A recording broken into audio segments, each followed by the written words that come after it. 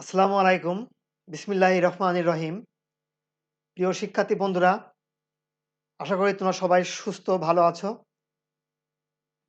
আজকের অনলাইন ক্লাসে আমি আসাদুজ্জামান, প্রভাষক রসায়ন বিজ্ঞান, বামন্দি নিশিপুর স্টুডেন্ট কলেজ, গাংনী মেহেরপুর থেকে তোমাদের সবাইকে আমার আন্তরিক শুভেচ্ছা ও ভালোবাসা জানাই। আজকে আমাদের পাঠের বিষয় একাদশ দ্বাদশ শ্রেণীর জন্য রসায়ন প্রথম পত্র বইয়ের দ্বিতীয় অধ্যায় গুণগত রসায়নের ইলেকট্রন বিন্যাসের সাধারণ নিয়মের ব্যতিক্রম টপিকটি নিয়ে। ইলেকট্রন বিন্যাসের সাধারণ নিয়মের ব্যতিক্রম বললেই আমাদেরকে আগে জানতে হবে যে এই সাধারণ নিয়ম বলতে আমরা কোন নিয়মকে বুঝছি। সাধারণ নিয়ম বলতে আমরা এখানে আহ্বায়ক নীতিকে বলছি।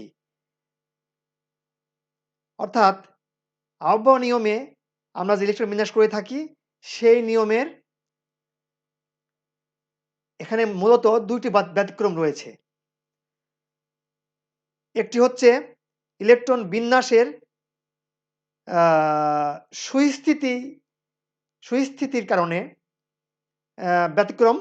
আরেকটা হচ্ছে n+1d ও nf অরবিটালের শক্তির ন্যূনতম পার্থক্যের কারণে ব্যতিক্রম।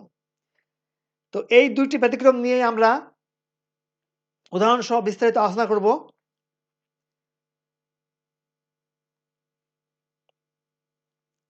তো আমরা জানি ইলেকট্রন বিন্যাস আমরা আহ্বায়ক নিয়মেই করি। প্রথমত কি আহ্বায়ক নিয়মটা কি? যে ইলেকট্রন প্রথমে নিম্ন শক্তির অরবিটালে প্রবেশ করে এবং ক্রমান্বয়ে ইলেকট্রন ধাপে ধাপে উচ্চ শক্তির অরবিটালে গমন করে। এবং তারপরে কি করি আমরা? প্রধান কোয়ান্টাম সংখ্যার ক্রমান্বয়ে আমরা সাজিয়ে লিখি। তো যাই হোক, এই সাধারণ নিয়মের বা আহ্বায়ক নিয়মের ব্যতিক্রমে বলতে গিয়ে আমরা বলছি যে যেটা প্রথম ব্যতিক্রম সেটা হচ্ছে ইলেকট্রন বিন্যাসের সুস্থিতির কারণে যে ব্যতিক্রমটা। তো আমরা জানি ইলেকট্রন বিন্যাস করতে গেলেই আমরা মোটামুটি ৪টি অরবিটাল ব্যবহার করে থাকি বা ৪টি উপশক্তি স্তর ব্যবহার করে থাকি s, p, d এবং f। তো আমরা এও জানি যে s উপস্তরের s অরবিটালটি হচ্ছে মাত্র একটি পাওয়া যায়, কিন্তু p অরবিটাল পাওয়া যায় ৩টি, d অরবিটাল ৫টি এবং f অরবিটাল ৭টি। এবং এরা সবাই নিজ নিজ অরবিটালের ক্ষেত্রে সমশক্তি সম্পন্ন। কেমন? যেমন p অরবিটালের ৩টি অরবিটাল সমশক্তি সম্পন্ন, d অরবিটালের ৫টি অরবিটালে যে বিভক্ত হয় সেই ৫টি অরবিটাল সমশক্তি সম্পন্ন এবং f এর ৭টি অরবিটাল সমশক্তি সম্পন্ন। তো এই ধরনের সমশক্তি সম্পন্ন অরবিটালসমূহ অর্ধপূর্ণ বা সম্পূর্ণভাবে ইলেকট্রন দ্বারা পূর্ণ হলে সেই ইলেকট্রন বিন্যাস সুস্থিতি অর্জন করবে, অর্থাৎ স্থিতিশীল হবে। এই তত্ত্বের উপর ভিত্তি করেই আমাদের আজকের আলোচনা। দেখো যে অর্ধপূর্ণ বা সম্পূর্ণরূপে পূর্ণ বলতে আমরা কি বুঝি? ধরো অর্ধপূর্ণ এবং সম্পূর্ণ পূর্ণ।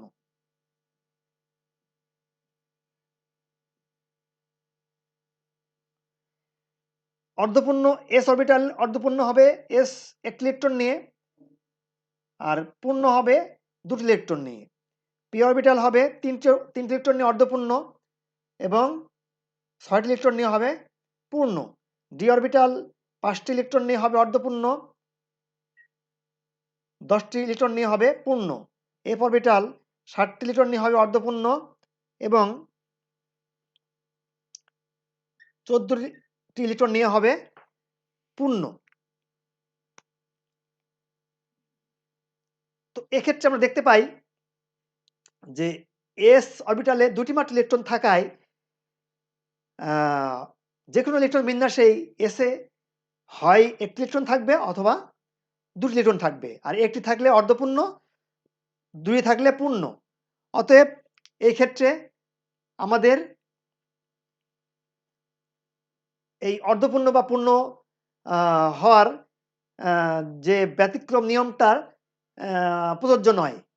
আর p অরবিটালের ক্ষেত্রে যদিও প্রযোজ্য, কিন্তু ইলেকট্রন বিন্যাস করলে দেখা যায় যে এবং এদের সমশক্তির 3টি অরবিটাল রয়েছে আমরা জানি। তো তারপরেও এই ধরনের ইলেকট্রন কাঠামোর মৌলও আমরা দেখতে পাই না যেখানে পার্শ্ববর্তী s অরবিটাল থেকে একটা ইলেকট্রন এসে p কে অর্ধপূর্ণ বা পূর্ণ করবে। তাহলে এই দুটাকে যদি আমরা বাদ দিই,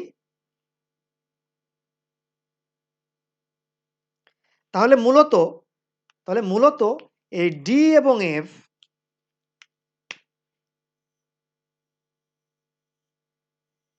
এই দুটি অরবিটালের ক্ষেত্রেই এই ধরনের ব্যতিক্রম পরিলক্ষিত হয়। হ্যাঁ?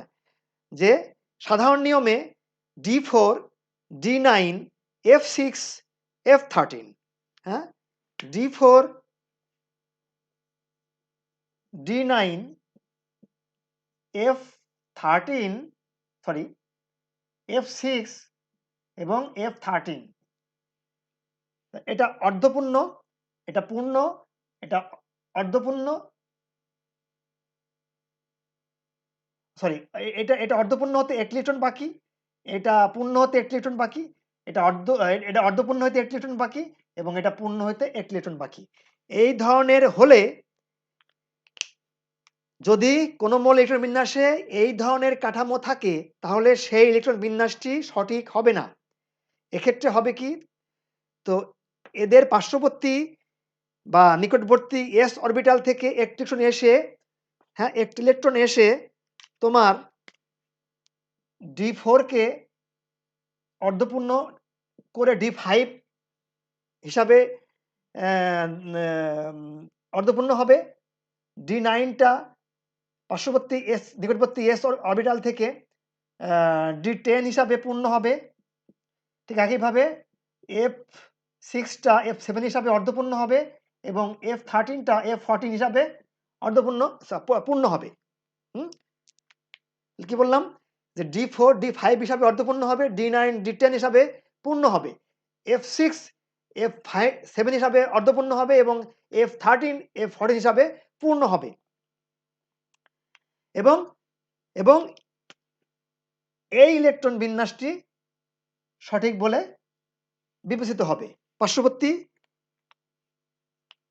s অরবিটাল থেকে একটি ইলেকট্রন এসে। আচ্ছা,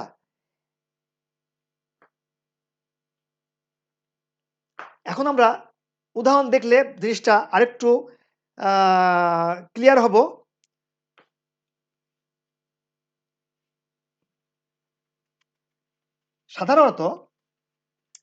সাধারণত এই ইলেকট্রন বিন্যাসের সুস্থিতির যে ব্যতিক্রম নিয়মটা বা কাঠামোটা, সেটা কিন্তু সাধারণত নিম্ন পারমাণবিক সংখ্যা বিশিষ্ট মৌলের ক্ষেত্রে পরিলক্ষিত হয়। যেমন আমরা প্রধানত ক্রোমিয়াম 24 এবং কপার 29 এর ক্ষেত্রে আমরা এই ধরনের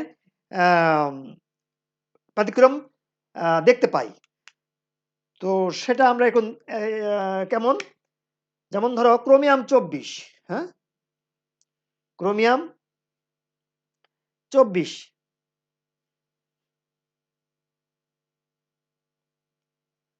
সাধারণ নিয়মে ইলেকট্রন বিন্যাস কি জানি আমরা?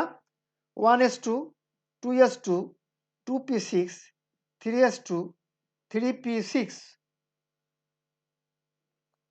4s2, 3d4, 2, 4, 10, 12, 18, 2, 20, 4, 24, 1s2, 2s2, 2p6, 3s2, 3p6, 4s2, 3d4।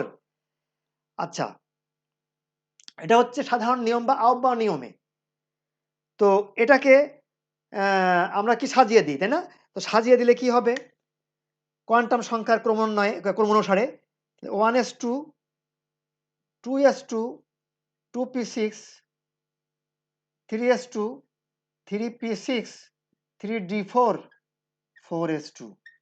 কিন্তু বলা হচ্ছে যে যে এই কাঠামোটি এই কাঠামোটি এই এই এই ইলেকট্রন বিন্যাসের কারণে এই কাঠামোর কারণে এই ইলেকট্রন বিন্যাসটি সঠিক নয়। সঠিক নয়।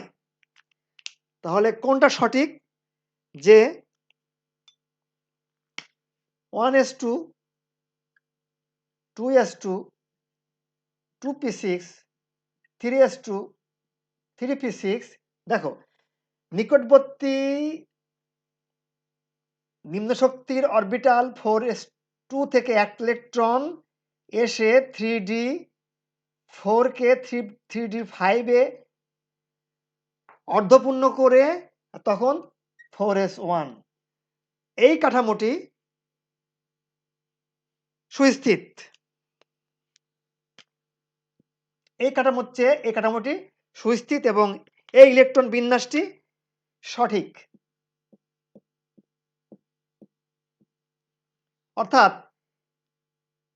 অর্থাৎ D4s2 কাঠামো সঠিক নয়, D5s1 কাঠামোটি সঠিক।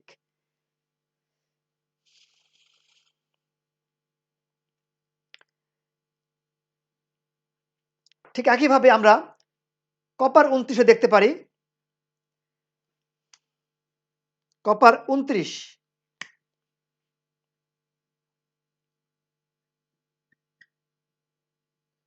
One S two, 2s2, 2p6, 3s2, 3p6, 4s2, 3d9। সাজিয়ে লিখলে আমরা কি পাই? 1s2, 2s2, 2p6, 3s2, 3p6, 3d9, 4s2। কিন্তু আমরা এখানে বলছি যে এই কাঠামোটি সঠিক নয়, এই বিন্যাসটি গ্রহণযোগ্য নয় বা স্টেবল নয়। কেন গ্রহণযোগ্য নয়? কারণ স্টেবল নয় বা সুস্থিত নয়। তার চাইতে বেশি সুস্থিত কাঠামো কোনটা? 1s2, 2s2, 2p6, 3s2, 3p6। দেখো যে পার্শ্ববর্তী বা নিকটবর্তী নিম্ন শক্তির 4s অরবিটাল থেকে একটি ইলেকট্রন এসে 3d10 হিসাবে পূর্ণ হবে, 3d অরবিটালটি পূর্ণ হবে এবং এখানে তখন 4s1 হবে। এটি সঠিক ইলেকট্রন বিন্যাস। এই কাঠামোটি সঠিক।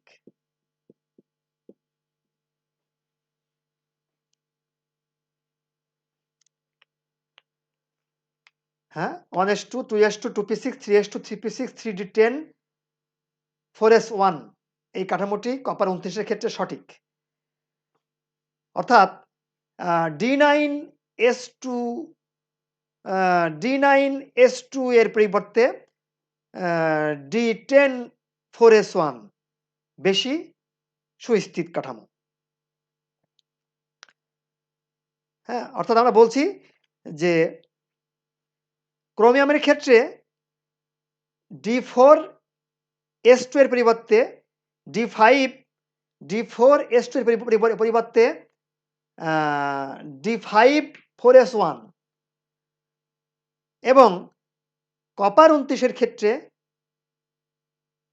3d9 4s2 এর পরিবর্তে 3d10 4s1 ইলেকট্রন বিন্যাস বেশি সুস্থিত। অর্থাৎ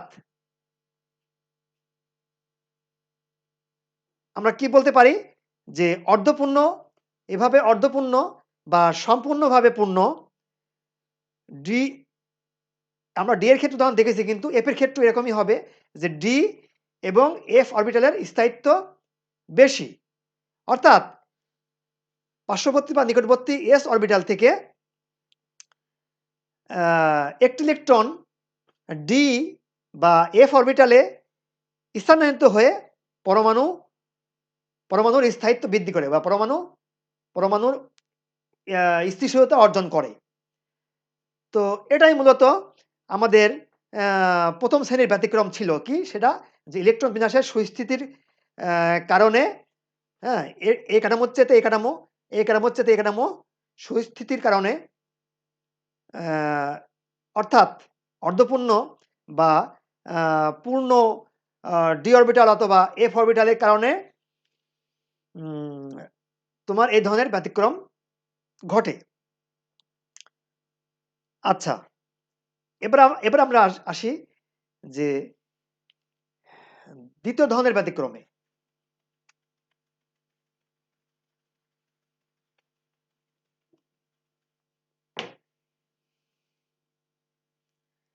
সেটা কি? আমরা বলছি যে NF ও N+1 D, এই দুটি অরবিটালের শক্তির ন্যূনতম পার্থক্যের কারণে এক ধরনের ব্যতিক্রম দেখা যায়। সেটা সাধারণত উচ্চ পারমাণবিক সংখ্যাবিশিষ্ট মৌলসমূহের ক্ষেত্রে পরিলক্ষিত হয়, এবং যেখানে এই ধরনের পাশাপাশি দুইটি অরবিটাল থাকে এবং ইলেকট্রন এফ অরবিটাল থেকে ক্রসওভার করে N+1 ডি অরবিটালে প্রবেশ করে।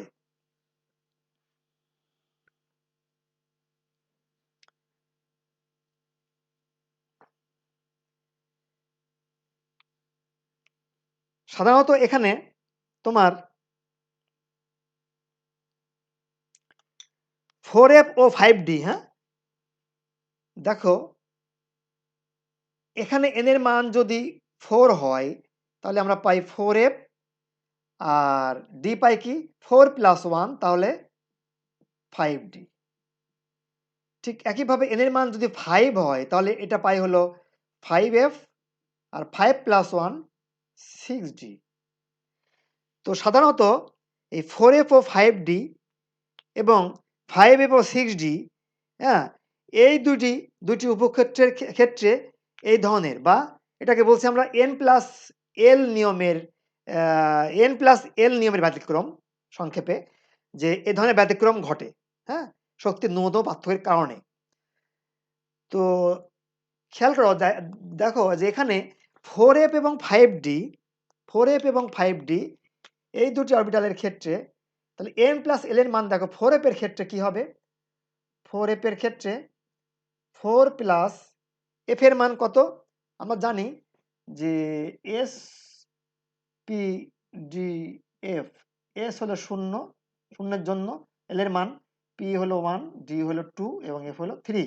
তাহলে F হলো 3 সমান 7। আর 5D এর ক্ষেত্রেও কি হবে? 5+D এর জন্য 2 সমান 7। দেখো দুটো অরবিটালেরই n+l এর মান সমান 7, কিন্তু এখানে নিম্ন শক্তির অরবিটাল কোনটা? 4f, হ্যাঁ, আর উচ্চ শক্তি কোনটা? 5f। কারণ প্রধান কোয়ান্টাম সংখ্যা আমরা জানি যে যদি n+l এর মান সমান হয় তখন আমরা কিভাবে নির্বাচন করি, যে অরবিটালের n এর মান কম সেটা হলো নিম্ন শক্তির, এবং যে অরবিটালের n এর মান বেশি সেটা হলো উচ্চ শক্তির। ঠিক একইভাবে 5f 6 দেখলেও আমরা দেখতে পাই যে ধরো 5f 5+3 সমান 8, আর 6d 6+d হলো কি 2 সমান 8, হ্যাঁ, দেখো দুই ক্ষেত্রেই n+l এর মান সমান, কিন্তু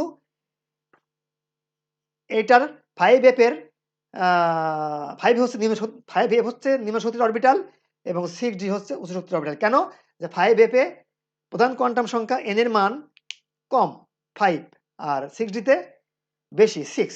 আমরা জানি যে এরকম যদি দুইটি অরবিটালের যদি n প্লাস l এর মান সমান হয় তখন যার n এর মান কম সেটা হয় নিম্ন শক্তির অরবিটাল এবং যার n এর মান বেশি সেটা হয় উচ্চ শক্তির অরবিটাল। তো যাই হোক, আহ্বা নিয়ম বা সাধারণ নিয়ম অনুযায়ী ইলেকট্রন কিন্তু আগে 4f অরবিটালে যাওয়ার কথা, কিন্তু এই ধরনের ব্যতিক্রমে মানে n প্লাস l নিয়মের ব্যতিক্রমে আমরা দেখতে পাবো যে ইলেকট্রন 4f অরবিটাল থেকে ক্রস ওভার করে 5d তে চলে গেছে। ঠিক একইভাবে 5f থেকে ক্রস ওভার করে 6d তে চলে গেছে। আমরা এই ধরনের দুটি উদাহরণ দেখব উচ্চ পারমাণবিক সংখ্যা বিশিষ্ট মৌল যেমন ল্যান্থানাম এবং অ্যাক্টিনিয়ামের ক্ষেত্রে। যদি একটু বড় মৌল আমরা একটু দেখার চেষ্টা করি।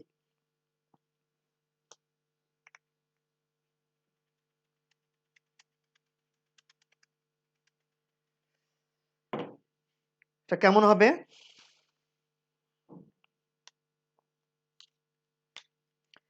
Lanthanum 57,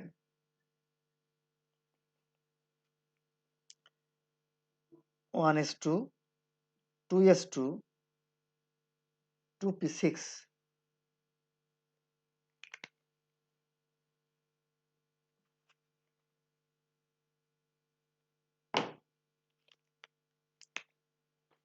one s two, 2s2, 2p6,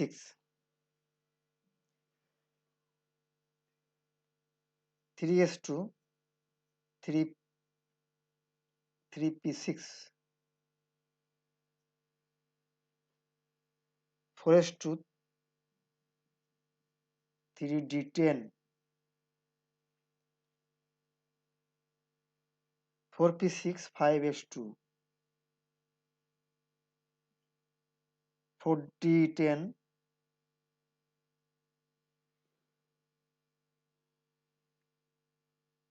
5p6,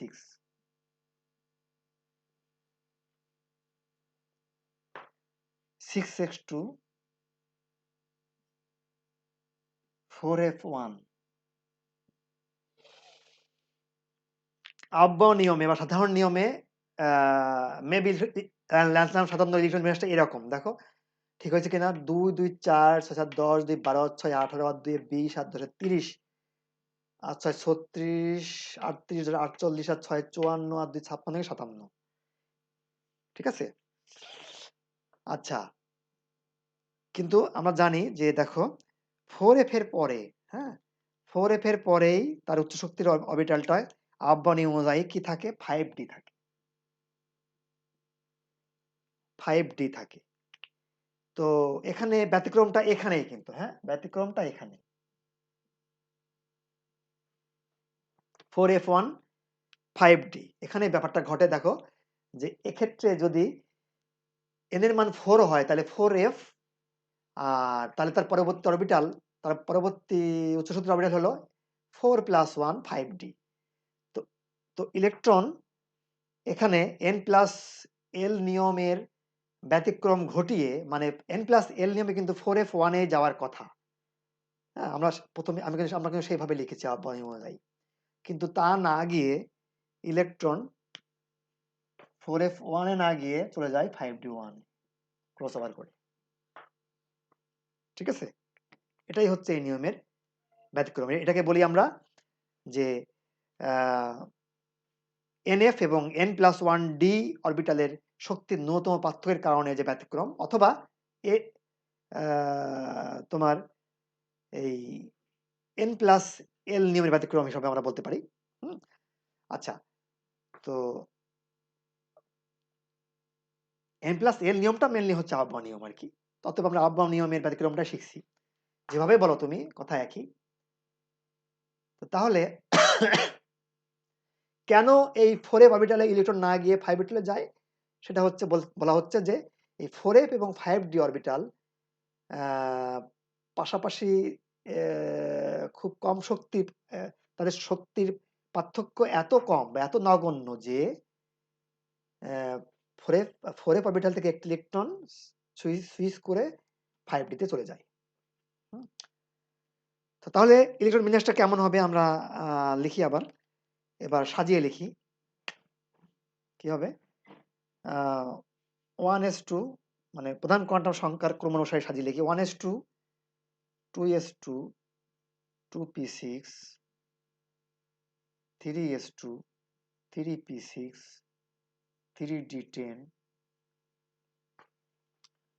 4s2 4p6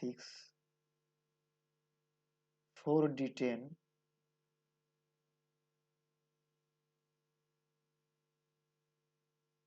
দেখো বন্ধুরা এখানে কিন্তু 4f ইলেকট্রন থাকার কথা, কিন্তু 4f এখানে শূন্য থাকে, হ্যাঁ ইলেকট্রন যায় না।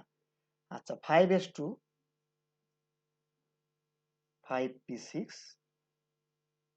5d1 আর 6s2। বোঝার চেষ্টা করো যে পরিবর্তনটা হয়েছে কিন্তু এই জায়গাটায়, এখানে 4s শূন্য, হ্যাঁ এখানে ইলেকট্রন না গিয়ে এই 5d-তে চলে গেছে। সাজিয়ে লেখার পরে আমার এরকম দেখা যাবে, হ্যাঁ কোয়ান্টাম সংখ্যার ক্রমশই সাজিয়ে লিখলে এরকম দেখা যাবে, কিন্তু অ্যাকচুয়ালি 4f এবং 5d পাশাপাশি দুইটা শক্তির অরবিটাল এবং তাদের শক্তির পার্থক্য খুবই নগণ্য, আর তার কারণে এই ধরনের ব্যতিক্রম পরিলক্ষিত হয়। আচ্ছা আমরা আরেকটা মৌল, এটা দেখলাম আমরা 4f এবং 5d নিয়ে যে ব্যতিক্রমটা সেটা। আর দেখবো যে আমার 6d কি বলে 5d এবং 5f এবং 6d, আমরা এটা দেখলাম হচ্ছে আমরা এই অরবিটালের ক্ষেত্রে। ধরো এই ধরনের ব্যতিক্রম দেখা যায়, একটা হচ্ছে কি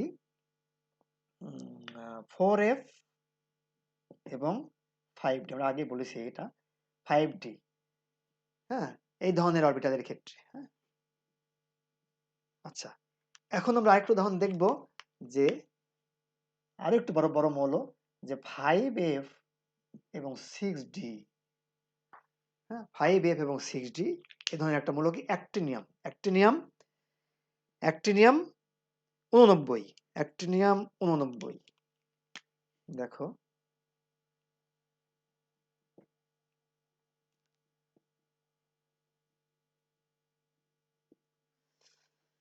একইভাবে 1s2 2s2 2p6 3s2 3p6 4s2 3d10 4p6 5s2 4d10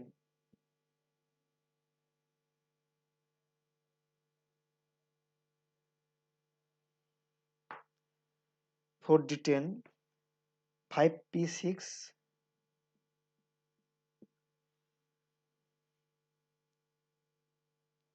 নিচে লিখি আমরা 6s2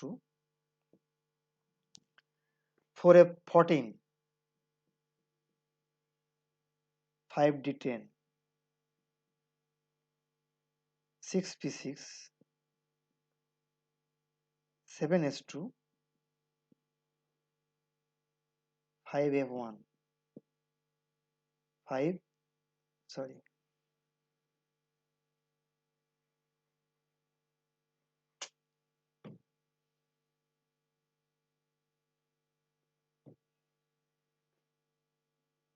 5f1, হ্যাঁ দেখো 2 2 4 4 10 2 12 6 18 আর 2 এ 20 30 36 দিয়ে 38 আর 10 48 আর 6 54 আর 2 এ 56 আর 14 70 80 86 2 88 আর 89, রাইট। আচ্ছা আহ্বায়ক নীতি বা সাধারণ নীতি নিয়ম অনুযায়ী 5f শক্তির নিম্নক্রম উচ্চক্রম অনুযায়ী 5f এর পরে অরবিটালটা হচ্ছে 6d, এবং এখানে এই ব্যতিক্রমটা পরিলক্ষিত হয়। যে এদের শক্তির পার্থক্য তো আছেই, কিন্তু সেই পার্থক্যটা খুবই সামান্য। হ্যাঁ, খুবই সামান্য বা নগণ্য হওয়াতে 5f এর থেকে একটা ইলেকট্রন ক্রস ওভার করে 5d তে চলে যায়। সেটা কিভাবে? যে 5f এর এই ইলেকট্রনটা এখান থেকে 6d তে চলে যায়। হ্যাঁ, 5f1 থেকে ক্রস ওভার করে 6d তে চলে যায়।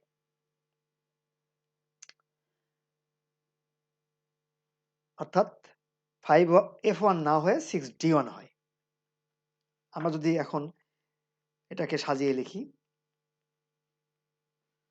কোয়ান্টাম সংখ্যার ক্রমান্বয়ে, তাহলে কি হবে? এরকম হবে যে 1s2, 2s2, 2p6, 3s2, 3p6, 3d10, 4s2, 4p6,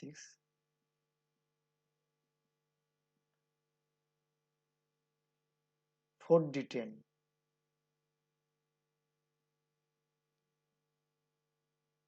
4d10, 4f14, 4f14। আচ্ছা, তারপরে কি? 5s2, 5p6, 5d10,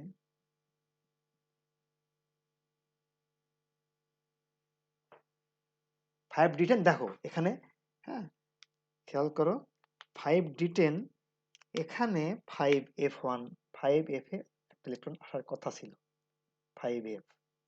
হ্যাঁ, আচ্ছা, কিন্তু সেখানে না আসে, সেটা শূন্য। আচ্ছা, তাহলে হ্যাঁ 5d, তারপরে 6s2,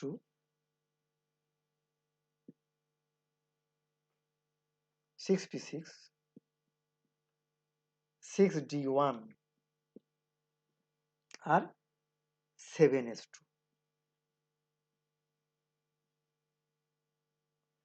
হ্যাঁ, হয়েছে 89টা।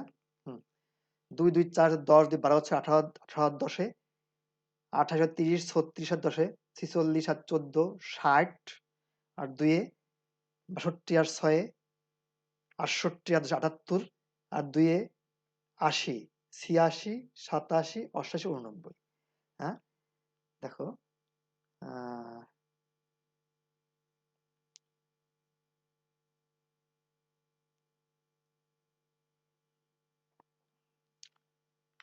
এখানে, হ্যাঁ, 6d1 আসার কথা না, আসার কথা এই 5f এ। সেখানে 5f এ ইলেকট্রন নাই। এটা অমিট। হ্যাঁ, এবার অমিট হয়ে 6d1 চলে গেছে। ঠিক আছে? হ্যাঁ বন্ধুরা, নিশ্চয়ই বুঝতে পেরেছো যে কেন, যেখানে 5f এর চাইতে 5f এবং 6d অরবিটাল দুটার ভিতরে শক্তির পার্থক্য খুবই নগণ্য হওয়াতে এভাবে সুইচ করে ইলেকট্রন 5f থেকে 6d তে চলে যায়। এই হলো মোটামুটি ইলেকট্রন বিন্যাসের ব্যতিক্রম।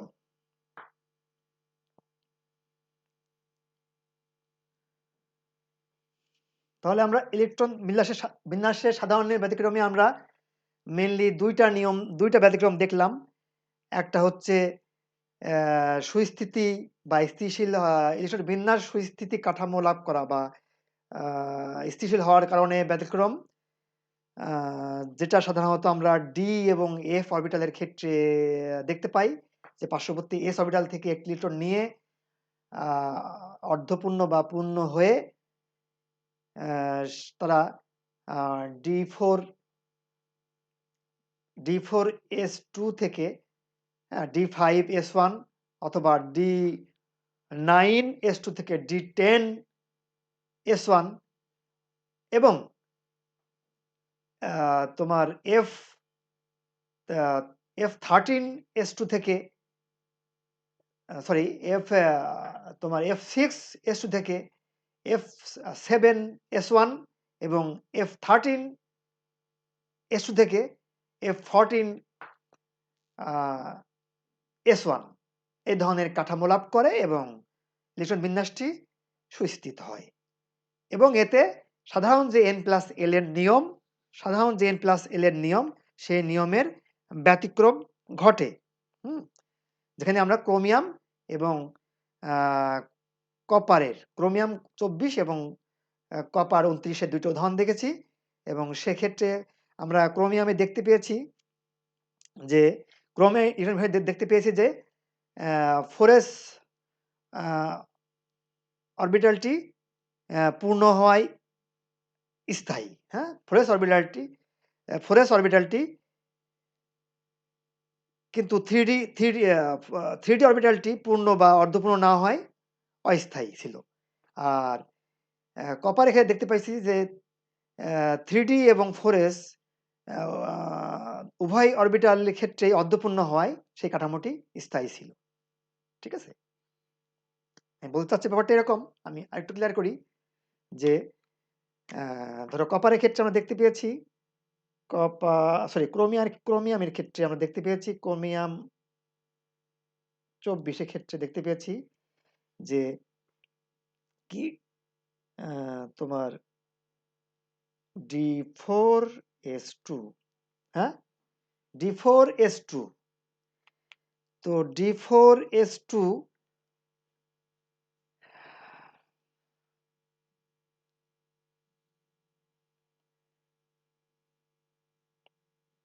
3d4 4s2 ছিল 3d4 4s2। তো এই ধরনের কাঠামো চাইতে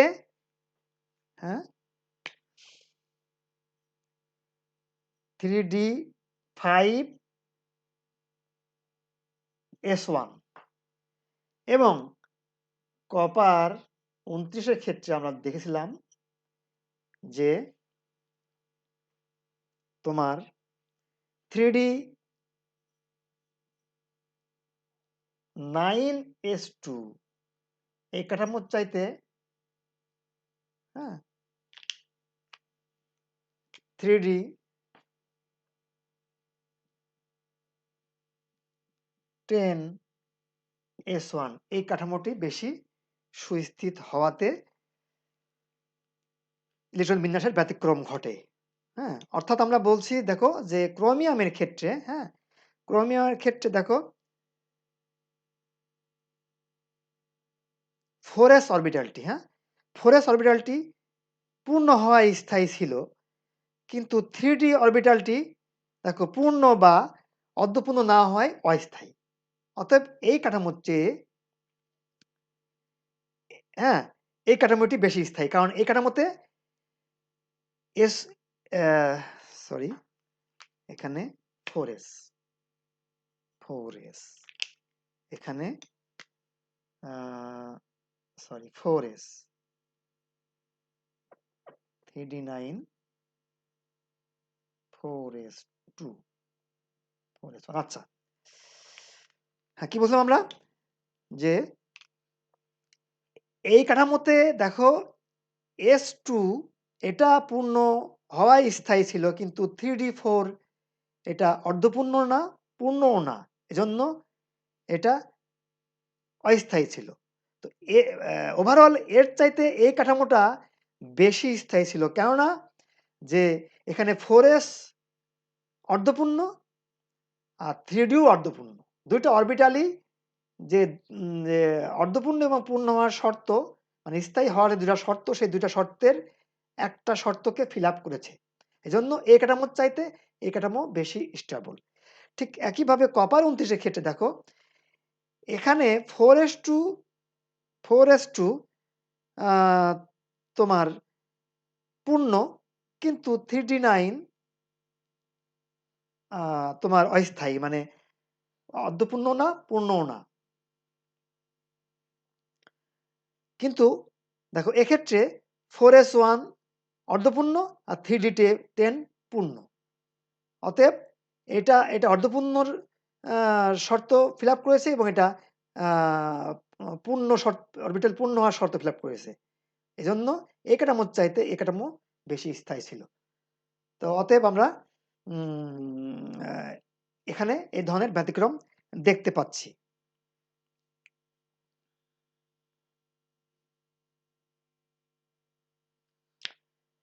তো বন্ধুরা, আশা করি তোমরা বুঝতে পেরেছ যে ইলেকট্রোবিজ্ঞানের সাধারণ নিয়মের ব্যতিক্রমের কেন হয় এবং কিভাবে হয়। তো আজকের মতো আমি এখানে বিদায় নিচ্ছি। তোমরা সবাই ভালো থাকো। আল্লাহ হাফেজ। আসসালামু আলাইকুম।